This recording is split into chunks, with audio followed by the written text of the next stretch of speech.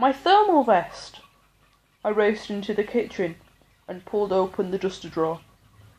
A couple of weeks earlier, I had washed the vest and then stuck it in the tumble dryer on hot.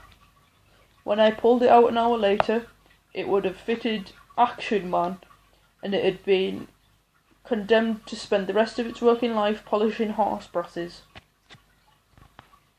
Try it and hold him still. I eased his head through the top, and then tried the two short sleeves round the back of his neck. I eased his head through the top and then tied the two short sleeves around the back of his neck in a bow. With a pair of scissors I made 4 small holes and pulled a leg through each. What do you think? He looks ridiculous. It's not finished yet, hold his tail up. I tied what remained of the vest in a huge, ungainly knot, so that a little skirt with a bump in it trailed down behind him. Well, he'll probably never forgive you.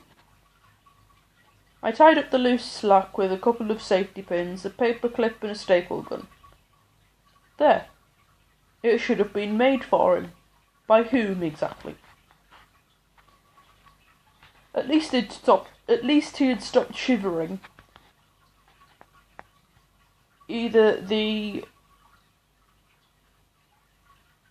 thermalodactyl, God knows, qualities of the vest were working their magic, or it was shock induced by catching a glimpse of himself in the mirror. Whatever it was, his little motor gradually began to wind down and to celebrate. I treated him to a saucer of lightly mulled milk. Aileen put him down, and he took a few tentative steps towards the saucer, a pool of thermal vest trailing behind him as he moved along the hearth rug. He looks like Dopey. No, he doesn't. Could you make him a floppy hat? Sometimes I think the woman has no soul. Just putting that out there. He slept for an hour or more. Aileen brought his mother, the sheepskin rug, down from the landing, and after a luxurious pound and a good long stretch, he curled himself up into a ball and slept like a kitten. I must admit, he did look slightly ridiculous, and I wondered what would happen when he woke up and found himself encased in a thermal straitjacket. I needn't have worried. He loved it. He had a bit of a nibble at the safety pin that stretched the fabric tight across his manly chest, and a quick firk at the bow on the back of his neck. But then he yawned, and snuggled down into the rug once more. He seemed to accept that this was something that happened to kittens when they reached a certain age.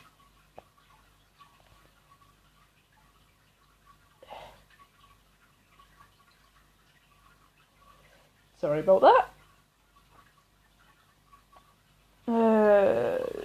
We watched Clive James on television that night. Aileen can't see him, but the way he juggles with words makes for good radio, and I do my best with the visual stuff. They're burying a Japanese up to his neck in the sand. Who are? Some other Japanese.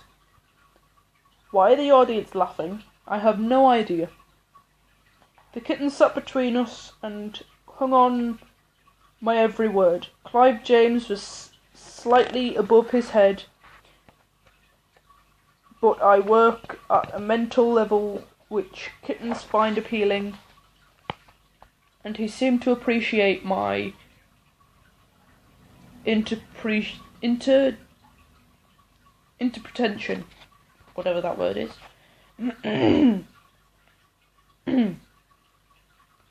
He had thawed out now, and the warmth of his thermal vest shank, pressed firmly up against my thigh, was comforting.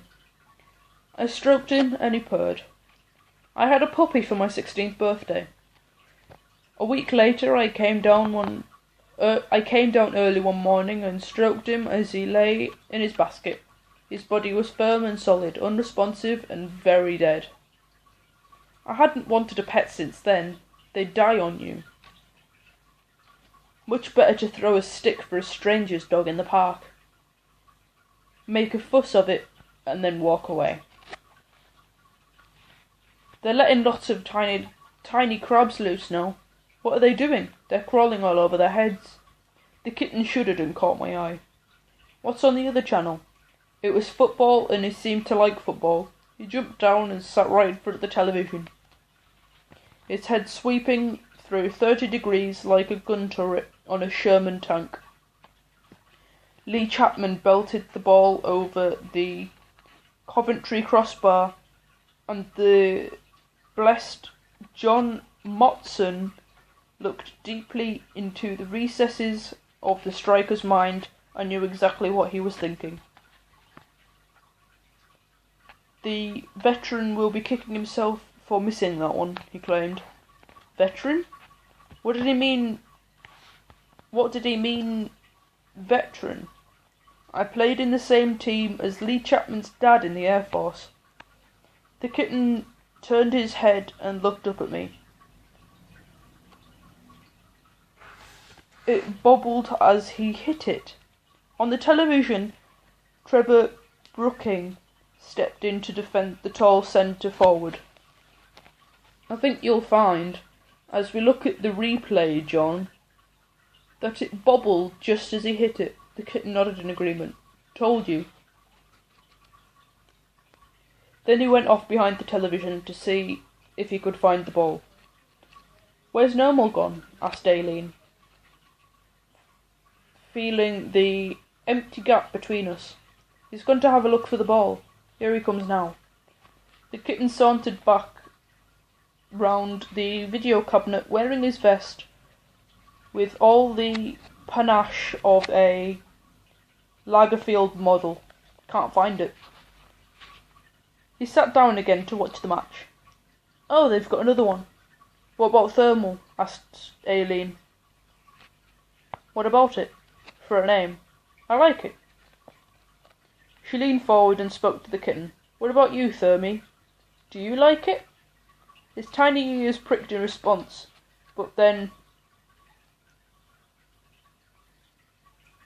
some name that I've got no idea what it actually says was brought crashing down in the penalty area, and the referee pointed dramatically to the point. Yes, whatever, I'm busy at the moment. And in that brief moment we had formally adopted a small white kitten. Unethically and probably illegally, but it was nonetheless binding for all that. Not only did he now have a new name, but in the mere 30 seconds or so since his christening, he had shrunk with the warmth of affection. I would pop around next door and have a word with Patrick in the morning. I had a lot of explaining to do. That's it for chapter 4. If you'd like me to read anything after I finish this book, please feel free to let me know in the comments. Thank you.